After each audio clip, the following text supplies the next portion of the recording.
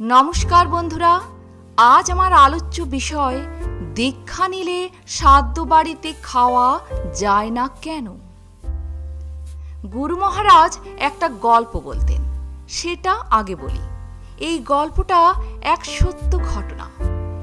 এই গল্পটা শুনলেই আপনারা বুঝতে পারবেন যে কেন শ্রাদ্ধ বাড়িতে খাওয়া যায় না।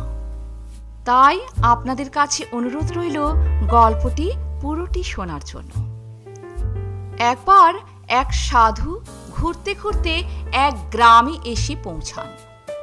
সন্ধেবেলা তিনি সেই গ্রামের এক মন্দিরে আশ্রয় নেন।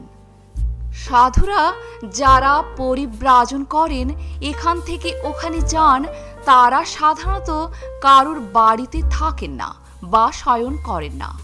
কোনো আশ্রম বা মন্দির থাকলে সেখানেই থাকেন, আর মন্দির সব গ্রামেই সব স্থানেই থাকে। যাই হোক, সেই মন্দিরে শতরঞ্জি ছিল। পাতলেন মন্দিরে যিনি পুরোহিত, তিনি জিজ্ঞাসা করলেন, রাতে কিছু ভোজন করবেন তো?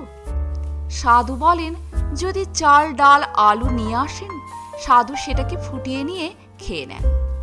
পুরোহিত দেখলেন মানুষটা ভালো, শুধু শুধু বাইরে চাতালে শোবেন কেন? সাধুকে বললেন, আপনি রাত্রে মন্দিরের ভেতরেই শুয়ে পড়ুন। মন্দিরের মধ্যে সাধুকে শুতে দিয়ে পুরোহিত বাড়ি চলে যান।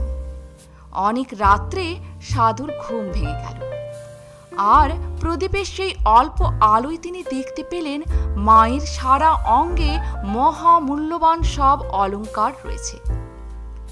তার তখন মনে হলো, এই সমস্ত গয়নাগাটি মন্দিরের তো কোনো কাজেই লাগবে না, আর আমারও তো কিছুই নেই, আমার কাজে লাগতে পারে।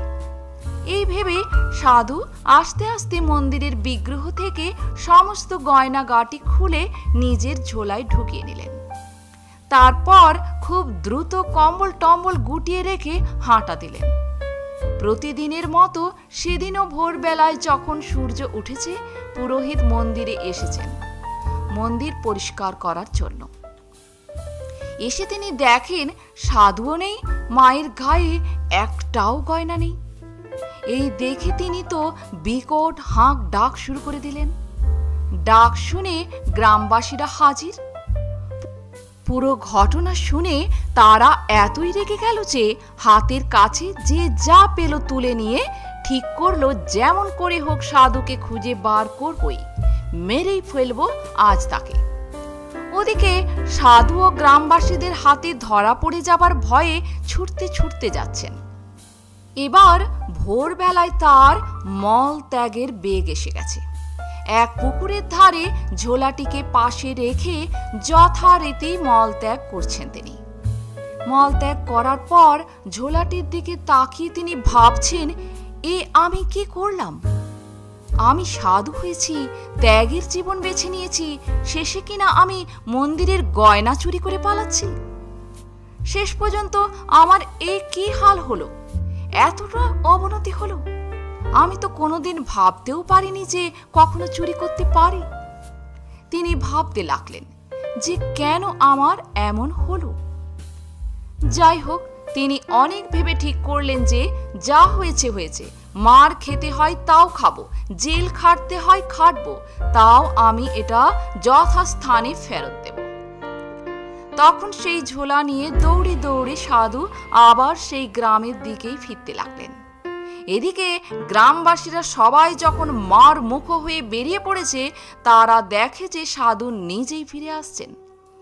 সেই দেখে উপস্থিত বিজ্ঞজনেরা বললেন, ওকে মারো না, ও যখন নিজেই ফিরে আসছে, আগে শোনো কি বলতে চাই ও।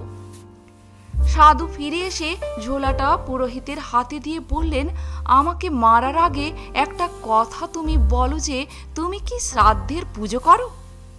তিনি বললেন, হ্যাঁ করি।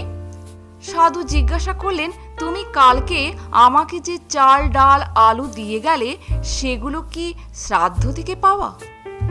সে বলল, হ্যাঁ, শ্রাদ্ধ থেকেই ওগুলো পাওয়া। কবে মারা গেছে সে? সাধুর প্রশ্নের উত্তরে পুরোহিত বললেন, এই 3-4 আগেই সে মারা গেছে। সাধু আবার জিজ্ঞাসা করলেন, কেমন লোক ছিল সে? সবাই সঙ্গে সঙ্গে বলল, ভীষণ দুর্নীতিগ্রস্ত লোক, মহা চোর ছিল সে। সাধু নিজেও বুঝলেন ব্যাপারটা এবং উপস্থিত সকলকেও বোঝালেন। সাধু সাধ্যের অন্ন খাওয়ার পরে যখন মল ত্যাগ করলেন, শরীরের মধ্যে থেকে খাদ্যের দোষ ও প্রভাব অনেকটা কেটে গেল। শ্রাদ্ধের অন্নের প্রভাব খুবই শক্তিশালী হয়। তা বলে বলছি না যে সবাই খুব খারাপ লোক, কিন্তু যার মৃত্যু হয়েছে তাকে যখন অন্ন নিবেদন করা হচ্ছে আর সেই অন্ন যখন আমরা গ্রহণ করছি, তখন মৃত্যু পথযাত্রীর সংস্কার, কামনা ও বাসনা যেহেতু খুব তীব্র থাকে, তাই সেই খাদ্যের প্রভাবও খুব দ্রুত অনুভব করা যায়। বিশেষ করে মৃত্যুর সময় এগুলোর তীব্রতা আরও বেশি থাকে। মানুষের যখন মৃত্যু হয় তখন জীবনে কি কি করতে পারলাম না, আর শরীর ও মনের যে সকল বাসনাগুলো ছিল সেগুলো আরও প্রবল হয়ে ওঠে, কারণ সেগুলো পূরণ না করেই শরীর চলে যাচ্ছে। মৃত্যুর পরে সেই অবস্থায় তার প্রেতজনী বা সূক্ষ্ম শরীরটা থাকে। নিবেদন করা খাদ্যে তার প্রচণ্ড লোভ থাকলেও সে সেটা খেতে পারে না, কারণ তখন সে শরীরে নেই। কিন্তু খাদ্যের সাথে যে শুধু স্থূল যোগই থাকে তা নয়, মনেরও যোগ থাকে।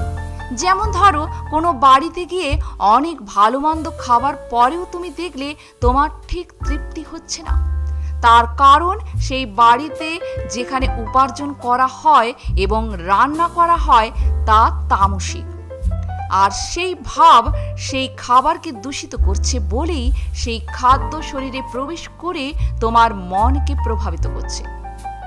আবার হয়তো কোনো বাড়িতে তুমি সাদা মাটা ভাতে ভাত আলু সেদ্ধ খেয়ে যেন মনের মধ্যে একটা তৃপ্তি ও আনন্দ পেলে, তার মানে জানবে সেই বাড়িতে যেভাবে উপার্জন হয় তা সৎভাবে হয় এবং এটা সেবা ও ভালোবাসার মন নিয়ে রান্না করা ও খেতে দেওয়া হয়। সুতরাং খাদ্যের সাথে মনের একটা সম্পর্ক থাকে। কি মন নিয়ে খাবারটা নিয়ে আসা হয়েছে, কি মন নিয়ে রান্না করা হয়েছে, তার উপর নির্ভর করছে তার প্রভাব আমাদের শরীরে কেমন থাকবে। সুতরাং মৃতের প্রতি উৎসর্গ করা খাবারের প্রতি মৃত ব্যক্তির একটা প্রবল টান থাকে, বা বলা যায় খাদ্যের যে সূক্ষ্মতা সেটা সূক্ষ্ম শরীর টেনে নেয়। তাই সেই খাবার খেলে মৃতের কামনা বাসনা ও তার কষ্ট তোমার মধ্যে প্রভাব ফেলবেই। বিশেষ করে যদি কারুর দীক্ষা হয়ে থাকে তার উপর বেশি প্রভাব দেখা যায়, কারণ দীক্ষা নেওয়ার পর সে তার জীবন যাপন পাল্টায়, ধ্যান জপ করে, ঈশ্বর চিন্তা করে বলে তার শরীরের মধ্যে এক ধরনের সাত্ত্বিকতা ফুটে ওঠে। তাই যার দীক্ষা হয়েছে সে তার নিজের মধ্যে ওই খাবারের প্রভাব ভালোভাবে অনুভব করতে পারে। আবার অনেকে আছে দীক্ষা না হওয়া সত্ত্বেও ছোটবেলা থেকেই শ্রাদ্ধ বাড়ির খাবার খেয়ে অসুস্থ বোধ করে। রান্না হয়তো ভালোই হয়েছে, সে অত শ্রাদ্ধের বিষয়ে হয়তো জানেও না, তাও অসুস্থ হয়ে পড়ে। 2-3 দিন ধরে তার রেস্ট থাকে। এই কারণেই দীক্ষা নেওয়ার পরে শ্রাদ্ধ বাড়িতে খেতে বারণ করা হয়। সবাই এই কথাটা বোঝে না বলেই কেন খাবি না, কি হবে একদিন খেলে বলে খিটিমিটি শুরু করে দেয়। শ্রাদ্ধ বাড়িতে যদি বাইরে থেকে বা দোকান থেকে কেউ ফল মিষ্টি বা অন্য কিছু এনে দেয় সেটা খাওয়া যায়। এমনকি যদি আলাদা রান্না করেও কিছু দেয় সেটাও খাওয়া যায়।